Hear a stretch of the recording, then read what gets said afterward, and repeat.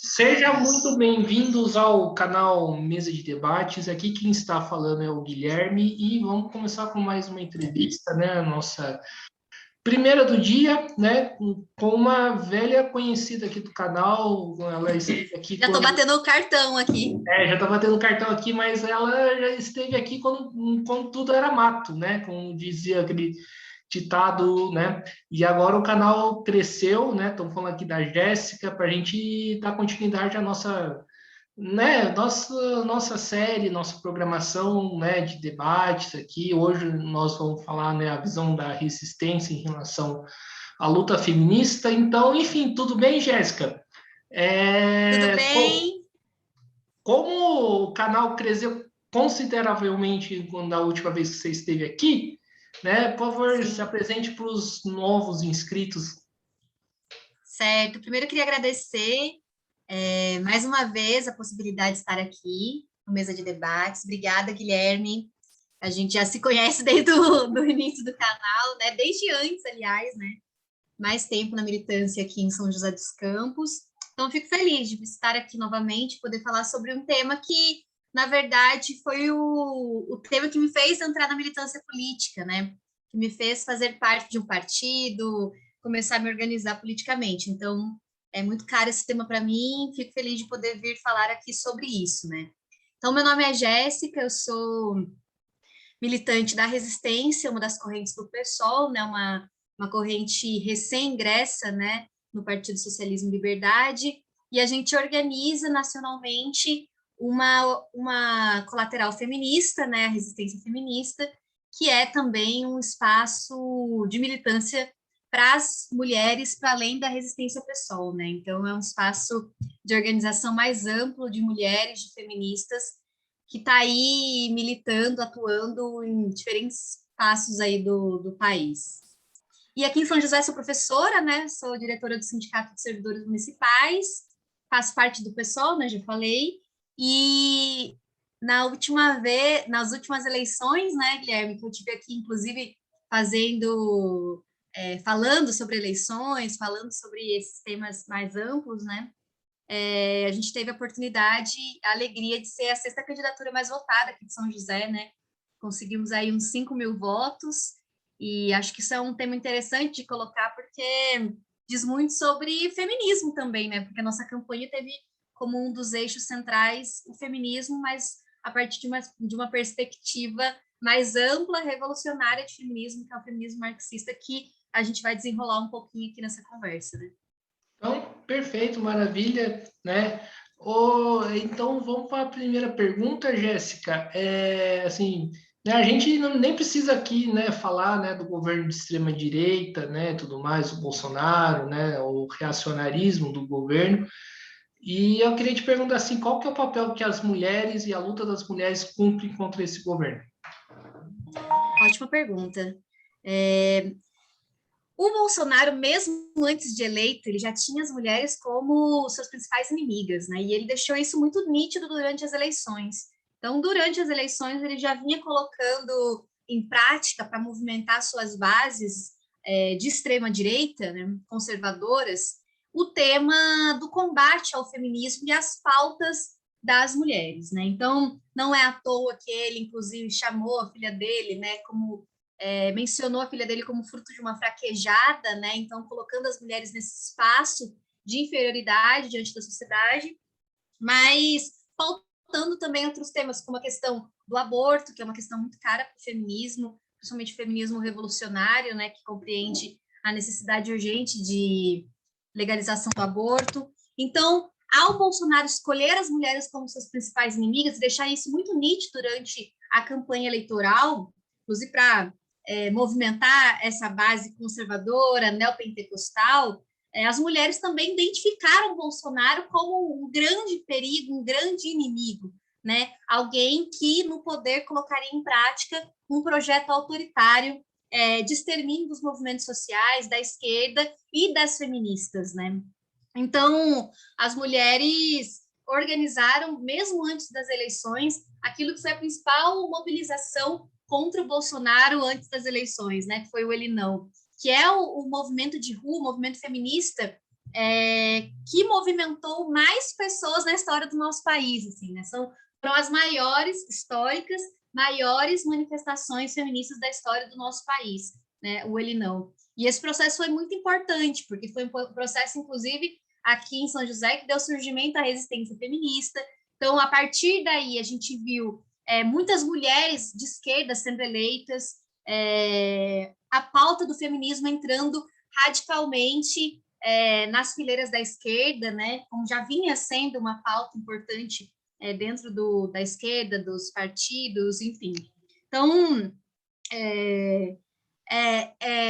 compreender que o Bolsonaro representa esse projeto autoritário, né, de extermínio das feministas e das condições de vida plena para as mulheres, que as mulheres se insurgiram contra esse presidente com seu projeto neofascista, né? E a gente viu já eleito, né, o quanto ele despreza as mulheres enquanto projeto político, né? Não é só uma questão do próprio Bolsonaro ser misógino, né? Ele constrói a política a partir dessa orientação neofascista, tendo as mulheres como inimigas, né? Não é à toa que ele colocou no Ministério da Família, da Mulher, dos Direitos Humanos, a Damares Alves, que é uma pastora conservadora de muito trânsito no Congresso Nacional, que tem aplicado o menor orçamento da história do nosso país em políticas, desde a redemocratização, claro, em políticas públicas para as mulheres, né? Ou seja, está um cenário de devastação no que diz respeito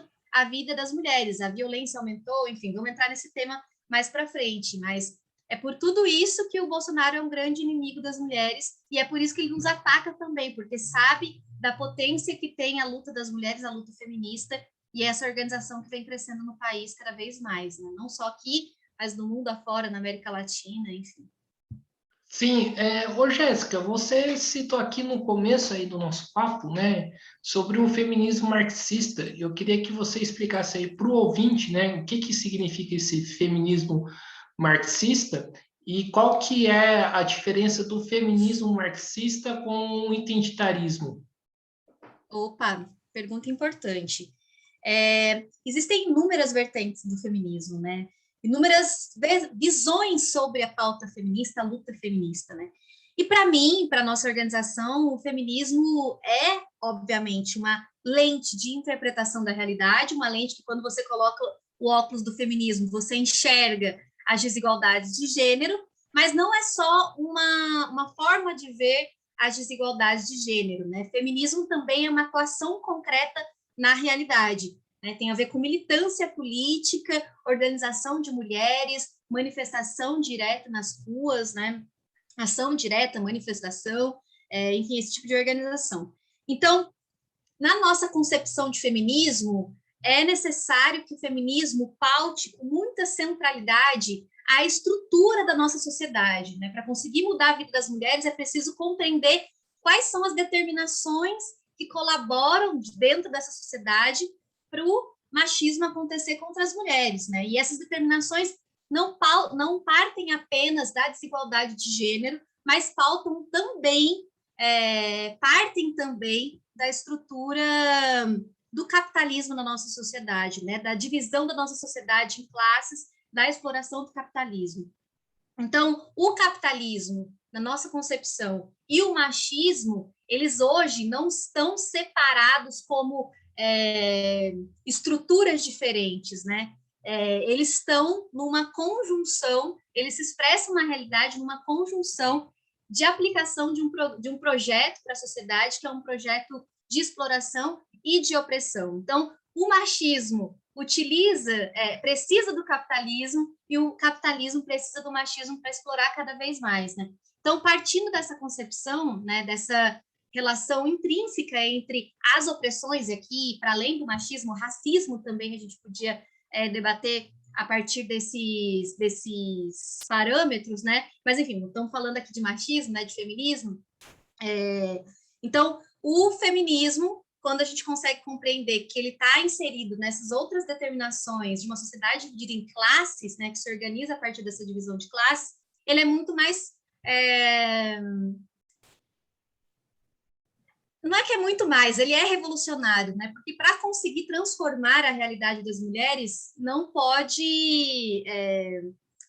se pode atuar sem compreender a estrutura do capitalismo. Então, o nosso feminismo é um feminismo que compreende que, ao se debater sobre a destruição do machismo, é necessário bater de frente com aquilo que também estrutura o machismo, que é o capitalismo na nossa sociedade. Então, dentro do feminismo marxista, né, que tem isso como um pilar, né, a divisão da sociedade em classes, o sistema capitalista como algo que estrutura a nossa sociedade, existem também diferentes concepções, né? E a gente tem estudado e tem elaborado bastante sobre isso dentro da resistência feminista, não só, mas também dentro da resistência pessoal, sobre uma concepção que é o feminismo da reprodução social, que está de maneira bastante simplificada no manifesto que foi escrito pela Nancy Fraser, pela Titi Bhattacharya, pela Cinzia Russa, que foi lançado pela Boitempo em 2018, que é o Manifesto Feminismo para os 99%, que é justamente um feminismo que compreende que nós estamos vivendo uma sociedade dividida em classes e para conseguir destruir o machismo é necessário atuar no núcleo central dessa divisão da sociedade, que é o capitalismo. E ali está condensado um pouco dessa nossa concepção sobre o feminismo da reprodução social. Para o capitalismo existir da maneira como ele existe hoje, como ele está configurado hoje, é necessário que os grandes capitalistas se apropriem da reprodução social, né? Que tem a ver com o fato das mulheres gerarem o proletariado, né, das mulheres estarem principalmente no trabalho de cuidados, né, cuidado das crianças, cuidado dos idosos, até nos cuidados de educação, né, se a gente pega a categoria docente, que é a minha categoria, a maioria ali são mulheres, tem a ver com estar nos principais empregos precarizados, que também são trabalhos ligados à reprodução social, tem a ver com limpeza, com saúde, né, as enfermeiras, que são, inclusive, o baixo escalão ali no ponto de vista de direitos e salários dentro da saúde, né, as assistentes de enfermagem, enfim. Então, o capitalismo, ele se apropria dessa reprodução social, que tem cor e tem gênero, que é negra, que é feminina, né, uma mulher, e explora ainda mais, por conta dessas determinações do racismo, do machismo, esse setor que é fundamental para que a roda do capitalismo gire, né? Então, um pouco... Estou tentando fazer de uma maneira resumida, mas é um debate bastante extenso, acho que a gente poderia ficar um tempão aqui, mas é mais ou menos a concepção que a gente tem sobre feminismo marxista e, dentro disso, o tema da reprodução social, que é o feminismo da reprodução social, que está sendo aí mais estudado nos últimos tempos, né? Perfeito, Jéssica. E nesse sentido, né, pegando a brecha aí que você falou, né, do feminismo marxista, né, eu queria que você falasse um pouco aí do papel qual que é o papel da classe trabalhadora homem nessa luta, né?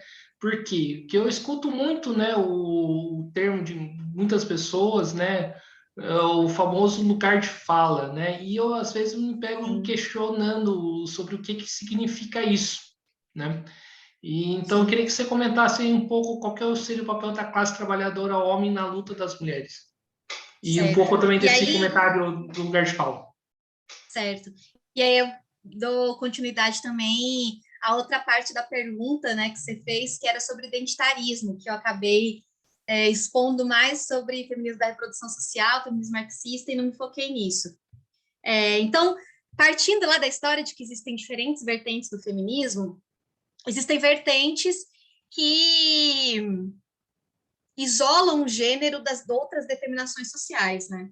Eu acho que isso é bastante complexo, bastante difícil, mas não surgiu do nada, né? Também tem uma explicação para que essas outras vertentes, o próprio feminismo radical, né, que é bastante essencialista do gênero, né, partem de acúmulos diferentes do movimento, né? Existia um momento na esquerda que a esquerda negligenciava para caramba o tema do feminismo, né, o tema da luta das mulheres, colocando a lente numa classe trabalhadora que não tinha gênero, que não tinha nacionalidade, que não tinha raça, E por conta disso, pela centralidade da luta de classe, que eu não acho que está errado ter a centralidade da luta de classe, porque acho que é isso que determina as condições da nossa sociedade, mas para a gente ser materialista, de fato, olhar para a realidade com suas múltiplas determinações, é preciso pensar quem é essa classe trabalhadora, né? Por muito tempo, a esquerda não fez isso, porque não tinha as condições para fazer isso, né?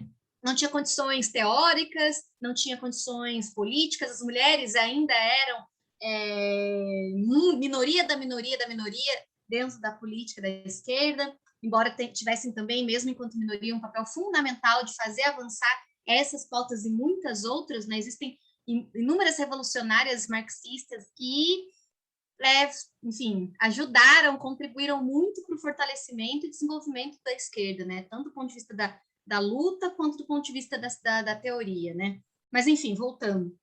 Então, a esquerda, ela não conseguiu dar todas as respostas, né, para a realidade concreta do ponto de vista da questão do machismo, das divisões de gênero. E eu acho que isso ajudou a criar, dentro do movimento social, uma crítica que tem base, mas que não se sustenta quando a gente vai ao fundo e olha para a realidade da esquerda hoje, né? Que é uma crítica de qual é a política da esquerda, qual é a concepção da esquerda, e é óbvio que a gente tem várias esquerdas, e aqui estou falando de uma maneira bem geral mesmo, mas já existiam expressões lá atrás, na década de 70, na década de 60 e 70, sobre o debate do feminismo, né?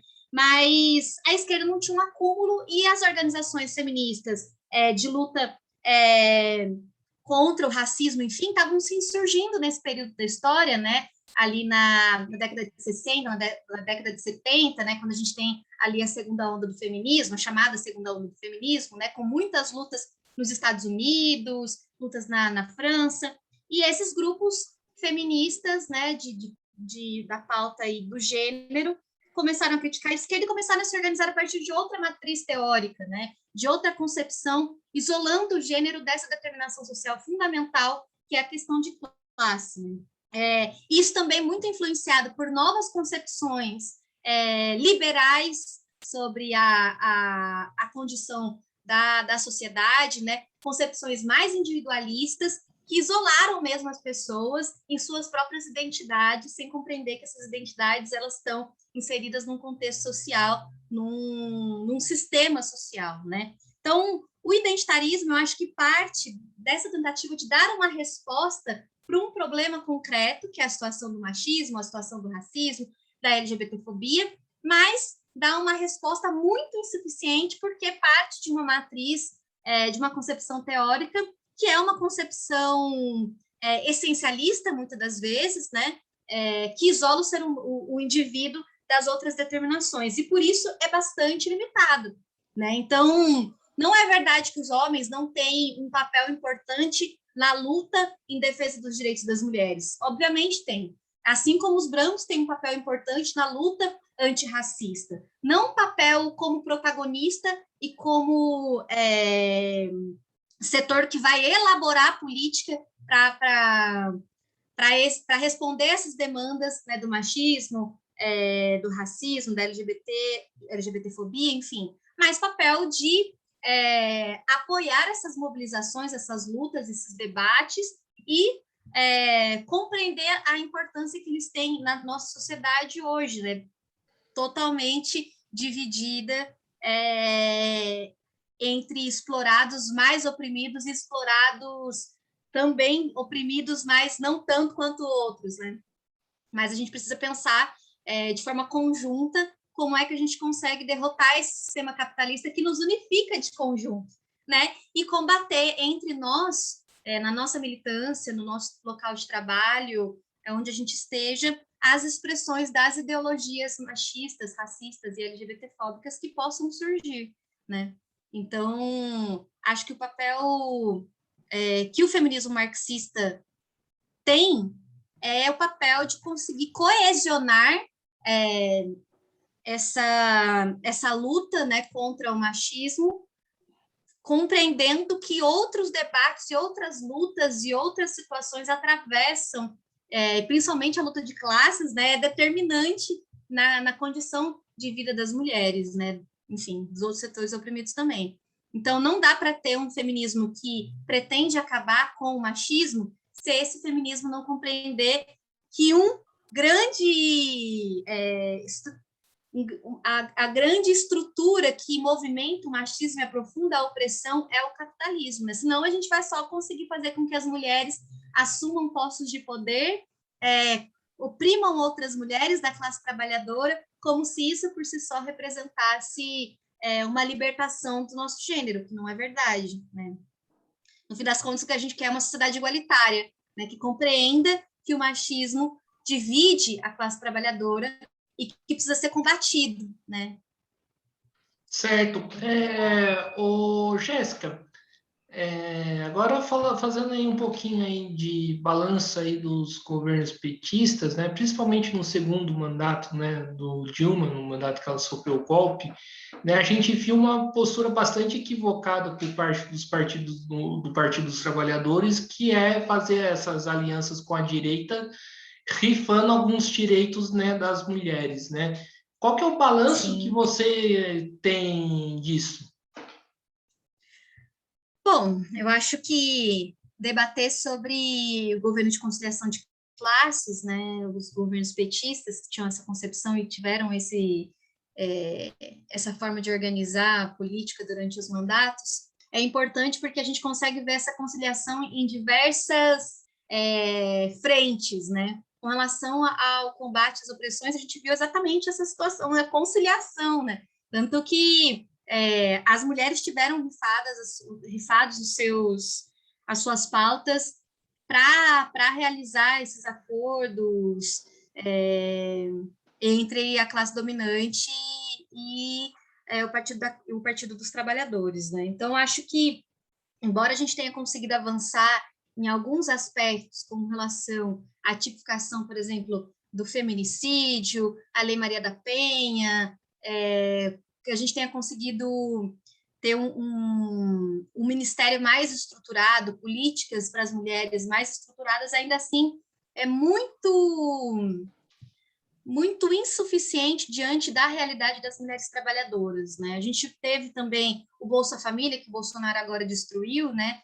De uma vez que era muito suficiente, mas era também importante, principalmente para as mães de família, né? Para as mães solo, porque dependiam desse valor e dependem ainda e vão ficar sem esse dinheiro que é muito pequeno, mas enfim, era importante. Então, são políticas muito mediadas que foram também muito rifadas diante dessas relações espúrias entre o Partido dos Trabalhadores, a classe dominante e, inclusive, setores conservadores. Né? Na toa que a gente teve o Marco Feliciano aí como... Ele era presidente da Comissão de Direitos Humanos, né? Era algo assim.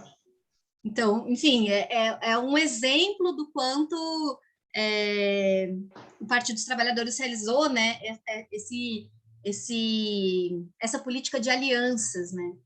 E eu acho também que o próprio movimento feminista ligado ao Partido dos Trabalhadores, assim como outros movimentos, o próprio MST, a própria Central Sindical, né, a Central Única dos Trabalhadores, a CUT, também deixaram de ser mais ofensivos nas batalhas, nas lutas que estavam travando, né, lutas importantes, lutas fundamentais, por conta dessa atuação do Partido dos Trabalhadores de realizar esses acordos, enfim, de fazer com que o movimento deixasse de se formar, enfim, acho que é todo debate, a análise que a gente faz, o balanço que a gente faz sobre o PT com relação à classe trabalhadora, eu acho que é o mesmo balanço que a gente faz com o PT com relação à pauta feminista, né? E aí, acho que tem outro tema interessante, que eu acho que teve um momento, assim que o PT assume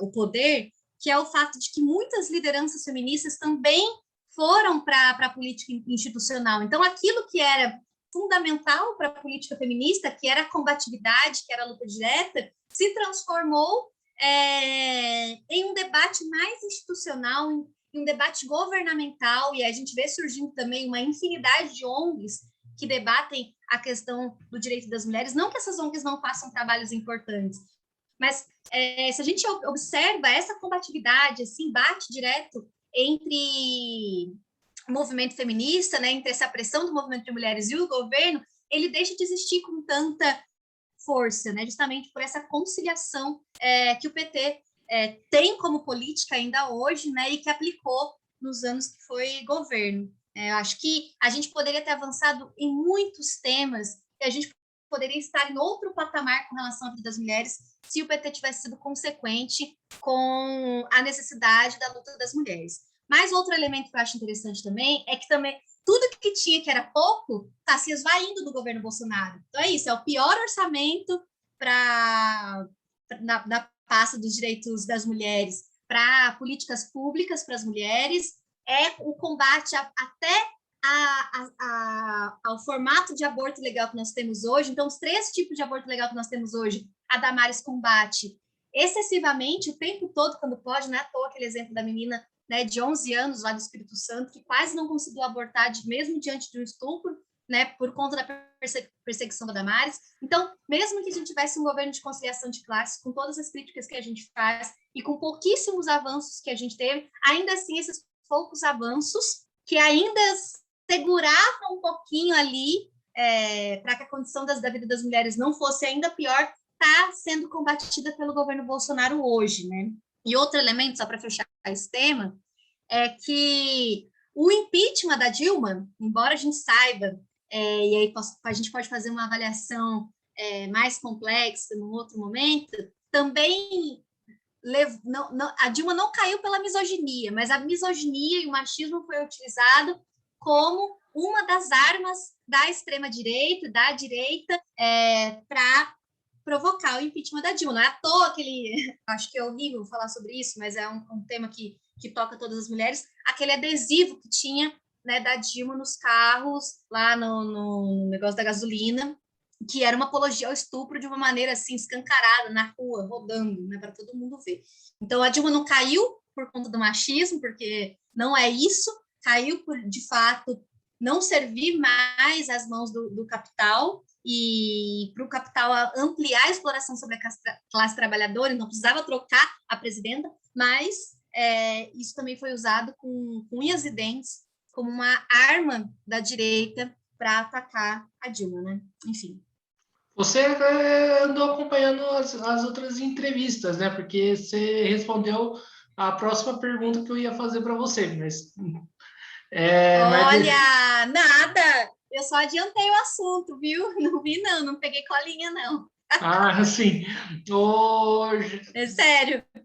Perfeito. Ô, Jéssica, a Resistência aqui em São José, né, tem um projeto, né, chamado Mães Solos. Até tentei fazer uma entrevista que acabou não dando certo, né?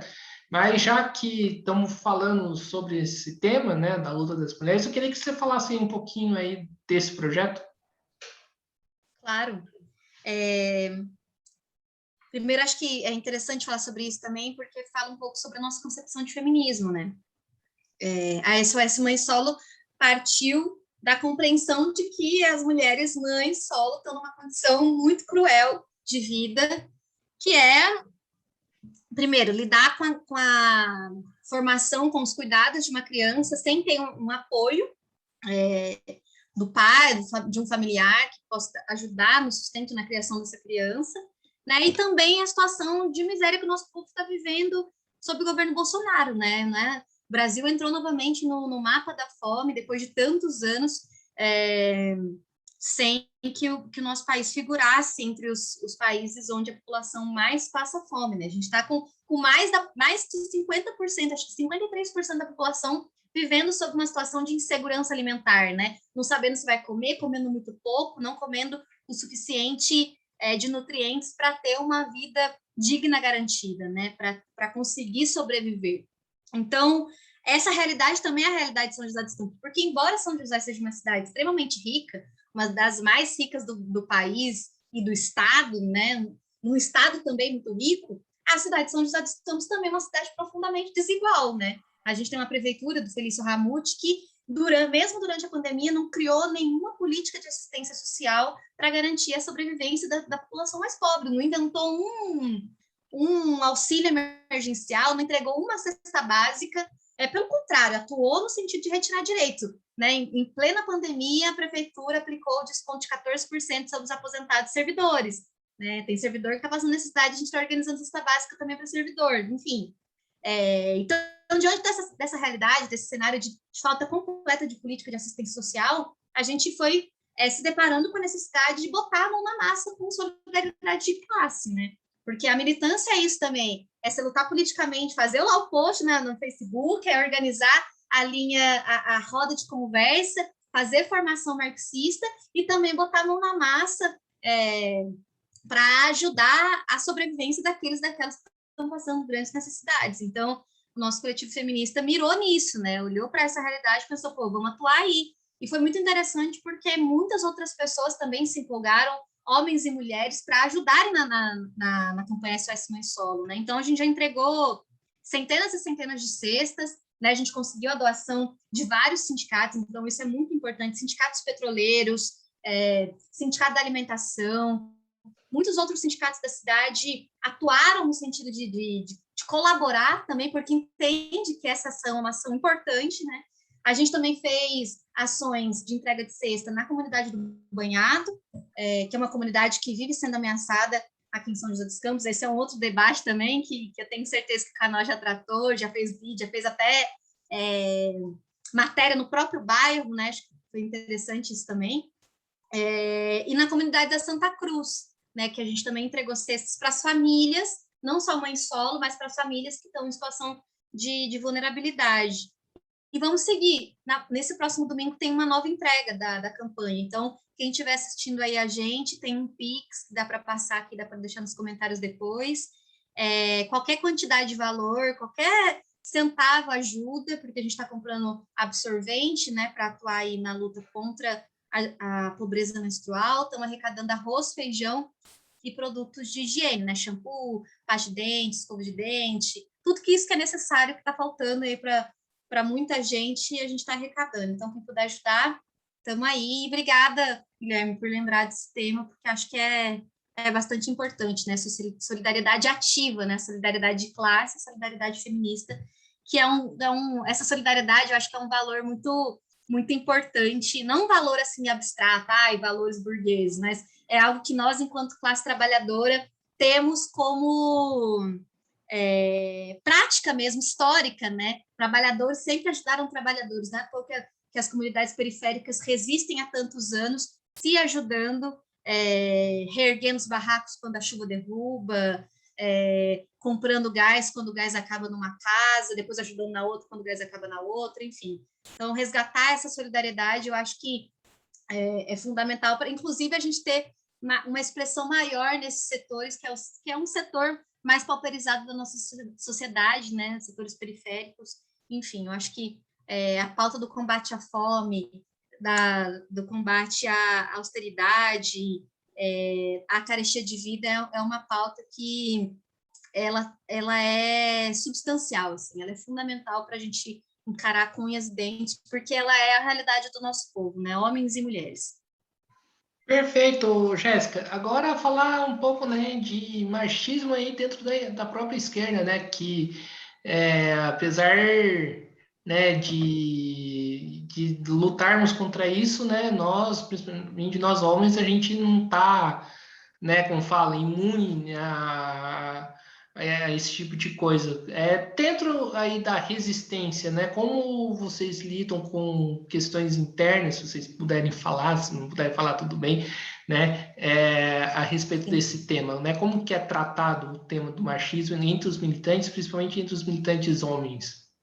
Sim, é isso, assim, acho que esse tema é importante, porque as organizações de esquerda não são uma bolha, né? Não são um espaço onde o machismo e outras ideologias não ressoam. Pelo contrário, tem todas as contradições da sociedade, porque essas contradições fazem parte da nossa organização social. Então, seria uma ilusão da minha parte dizer que não existem militantes que reproduzem o machismo dentro da nossa organização. Existem, assim como qualquer um de nós pode reproduzir qualquer tipo de opressão em qualquer momento. Agora, cabe às organizações, e a resistência tem isso como princípio, ser intransigente com qualquer tipo de opressão que se expresse em nossas fileiras. Então, qualquer militante que tenha qualquer atitude machista, racista, LGBTfóbica, xenofóbica, gordofóbica, enfim, precisa ser responsabilizado pelos seus atos. Mas a gente não age como a justiça burguesa age, né? Que vai prender, que vai... Quer dizer, também nem faz isso a justiça burguesa, né? Porque prender por machismo, prender por racismo não é a prática da justiça burguesa e da polícia, né? Que tem uma preferência nítida que é prender pobre, negro, periférico, enfim, né? Mas a gente tem uma concepção educativa sobre a questão do machismo e a questão das opressões. Então, quando há dentro da nossa organização expressões do machismo, isso é debatido nos organismos da nossa corrente, que em diferentes instâncias pode dar uma sanção para esse companheiro, para essa companheira que teve tal atitude, a depender da gravidade de sua atitude, né, de seu machismo, enfim. Então, um companheiro que agride uma companheira, aí a gente está entrando numa situação gravíssima, né, que pode gerar a própria expulsão desse camarada violento, né? Um estupro, a mesma coisa. Então, temos organismos específicos que debatem isso e que partem dessa concepção de que é necessário que os nossos companheiros sejam pró-luta das mulheres, né? E que sejam educados nessa concepção de serem intransigentes contra qualquer tipo de opressão, né? Então, isso é um princípio. O combate às opressões é um princípio da nossa organização e a gente leva isso a muito sério. É muito a sério, porque a gente sabe a gravidade que a existência de qualquer tipo de expressão de opressão dentro da nossa organização, tanto do ponto de vista subjetivo das próprias companheiras do partido, quanto também do ponto de vista da contradição política que é dentro de uma organização a gente ter uma organização de esquerda, que é uma organização que pretende revolucionar, né, contribuir com o processo revolucionário da nossa sociedade pela derrubada do capitalismo, que a gente tenha nas nossas fileiras companheiros que atuam contra esse propósito da organização, porque tomam atitudes que são contra-revolucionárias, né? Então, acho que caminha para esses aspectos aí. Perfeito, ô Jéssica. E dentro aí do meio sindical, né? Como que é lidar, né, com essa questão num espaço, né, que normalmente é majoritariamente masculino? Cara, vou te falar, viu? Sendo muito sincera, o sindicalismo, infelizmente, ainda não aprendeu nada ou quase nada com o feminismo. Assim, eu estou num sindicato, sou reconhecida como uma feminista, porque essa é a minha pauta que eu acho que eu debato mais, assim, com mais afinco, me motivo por isso, né? Entrei na militância por isso, e mesmo assim sofro situações de machismo que eu não acredito nem que eu passei, assim. Então, já aconteceu de um companheiro gritar comigo numa assembleia, na frente de todo mundo, já com assédio sexual mato em sindicato, é um negócio assim, estou escancarando a realidade porque é justamente isso. Então, as mulheres já são minoria no sindicato, porque é um espaço muito duro, de muito confronto político,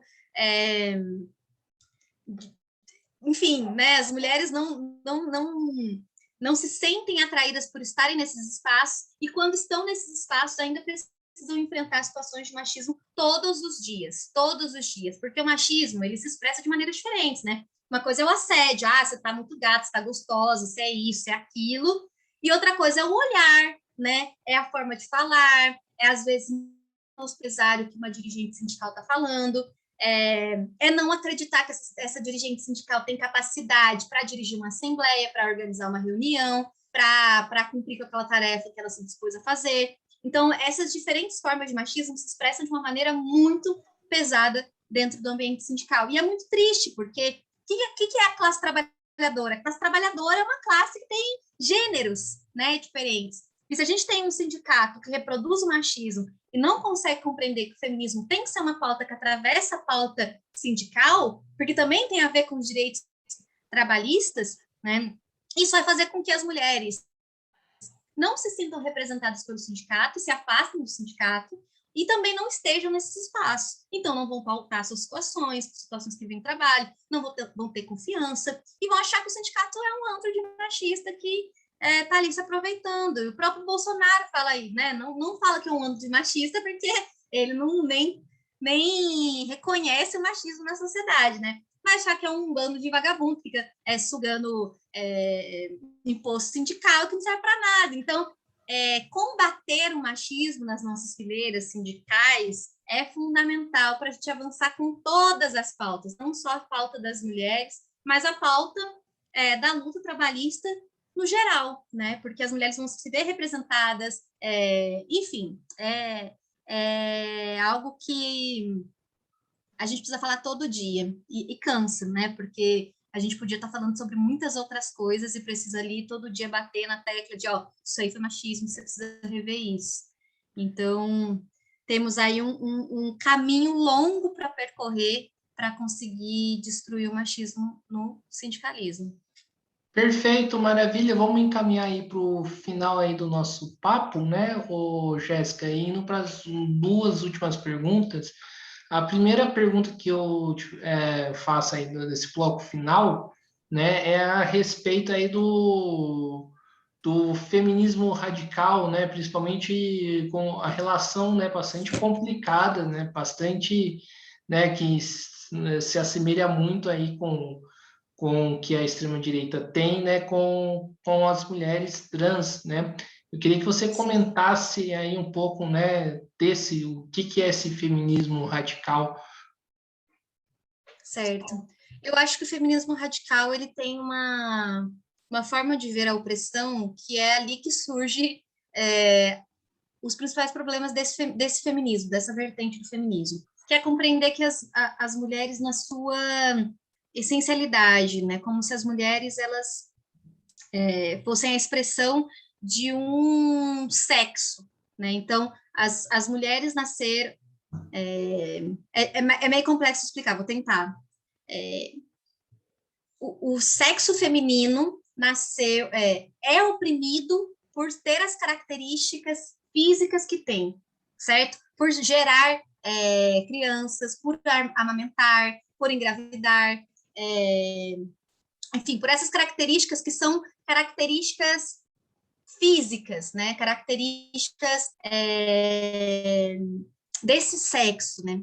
Então, sexo e gênero para o feminismo radical estão muito ligados, né? Então, a opressão, ao ser resultado do seu sexo, que é quase o gênero para o feminismo radical, isso faz com que outras pautas ligadas às pessoas que não são exatamente a expressão sexual da mulher, mas do gênero, enfim, né? Aí mulheres trans, não sei se estou me fazendo explicar, se está dando para compreender. Como se mulheres que não possuem vagina não fossem mulheres, não sofressem tanta opressão quanto as mulheres que são reconhecidas desde o nascimento como mulheres. Então, essencializam o gênero feminino como se o gênero fosse o sexo e pronto.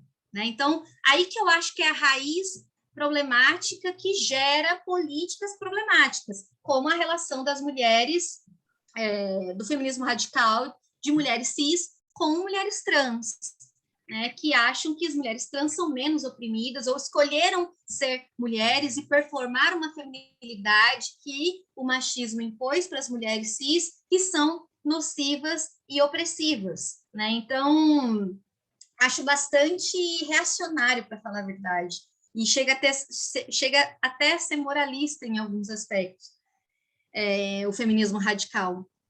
Então, acho que surge aí uma matriz de pensamento, né, uma matriz teórica, que pode ou não ter expressões políticas transfóbicas, mas que nos últimos tempos a gente tem visto essas expressões. Eu acho que é muito problemático, né, essencializar o gênero dessa forma, né? Acho que é muito limitado, né? Limitado, acho que é isso. Porque qual que é a resposta do feminismo radical para o fim do machismo?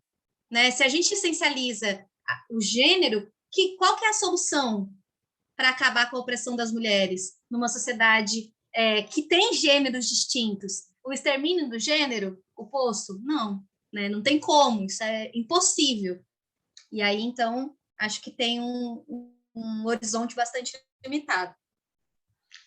Sim. Eu tenho que ir daqui. Vou responder a próxima pergunta que sair. Tá. Em relação à questão, né, dessa relação pandemia com a violência das mulheres, contra as mulheres, né? Como que você está vendo essa questão? Eu acho esse um tema bastante importante também, né? A gente viu que a pandemia, ela ampliou e deixou bastante nítido opressões que já são muito determinantes na nossa sociedade, mas que durante a pandemia se aprofundaram, assim como a exploração se aprofundou durante a pandemia. Então, a violência contra as mulheres no início do isolamento, para as poucas mulheres que fizeram isolamento, né, por conta do isolamento também ser uma questão de classe, né, infelizmente foi, né, aquilo que deveria ser um direito, na verdade, ficou restrito a grupos mais que tinham essa condição de fazer isolamento. Então, a gente viu no começo do isolamento social mulheres sofrendo mais agressões, violência doméstica por estarem mais próximas aos seus possíveis agressores, né? Seus maridos, companheiros, pais, crushes, enfim, né? E a gente viu também o aumento da exploração para as mulheres trabalhadoras, né? O trabalho na saúde extremamente desgastante, exaustivo, né? Que quem vivenciou com mais, quem sentiu mais essa exaustão foram as mulheres, porque são as mulheres as que estão mais nos trabalhos da saúde, no próprio atendimento, né, de mercado, farmácia. Essas mulheres estiveram na linha de frente, se expuseram no cuidado com os doentes também. Geralmente são as mulheres que cuidam e cuidaram daqueles que adoeceram pela Covid-19. Então, as mulheres indígenas também mais contaminadas. Então, o cenário de opressão se aprofundou diante da pandemia, porque houve, por parte do governo Bolsonaro, não só aqui, mas em outros lugares também, uma negligência com relação à situação de opressões. Na verdade, não é só uma negligência, né? É uma política proposital de aumento dessas opressões para que a roda do capitalismo seguisse girando com força, mesmo diante da pandemia, né? Então, vamos fazer com que essas mulheres trabalhem mais, cuidem mais, sofram mais, porque elas vão precisar dar tudo de si para que a gente consiga lidar com esse momento da pandemia. Então, acho que é mais ou menos por aí. Então, perfeito, maravilha, né? Então, em acordo aqui com a Jéssica, a gente combinou aqui encerrar um pouco mais cedo, né? Normalmente, né, é dado um espaço de 1 hora para as organizações, mas como foi de um comum acordo, né? Então, a gente encerra mais cedo aqui. Então, primeiramente, quero agradecer Obrigada, Guilherme. a Jéssica, que é sempre muito bem-vinda aqui, e gostei bastante aí no nosso papo, e passo aí a bola para ela fazer as considerações finais. Primeiro, eu queria voltar, né, e agradecer novamente pela possibilidade de vir aqui no canal. Fico feliz que o canal tenha crescido, né, e poder acompanhar esse crescimento também é bastante satisfatório, porque espaços livres de debate são raros, né, na sociedade que a gente vive, onde o capital domina a política, domina os meios de comunicação. Outra crítica que a gente pode fazer é a conciliação de classes também, né? A gente podia ter pelo menos estatizado um canalzinho aí, mas não fizemos isso, né? Triste, triste. Mas, enfim, ver um canal como esse crescendo é muito importante, né? E vai ser cada vez mais importante. O ano que vem a gente tem uma batalha enorme, que é a expressão dessa luta que a gente está travando nesse período, que é a luta contra o Bolsonaro, a luta pelo fora Bolsonaro. Então, não vai ser fácil. Qualquer cenário eleitoral que tiver dado o ano que vem, se a gente não conseguir derrotar o Bolsonaro hoje, que é a nossa necessidade, né? Vai ser muito necessário que nós, enquanto esquerda, estejamos muito unificados para defender um programa que, de fato, atenda às necessidades das trabalhadoras, às necessidades das mulheres, enfim. Então, acho que como recado é que nós, enquanto esquerda, feministas, os movimentos de combate ao racismo, à LGBTfobia, os sindicatos se organizem fortemente e façam essa grande batalha em defesa de um governo com a cara da classe trabalhadora, né? É lógico que aí a gente poderia entrar num debate de quem vai ser o candidato da esquerda, e é muito provável que o Lula seja esse candidato, embora tenham opiniões e diferenças na esquerda, né? Mas acho que o que está se desenhando é isso, e eu acho que a gente tem que lutar para colocar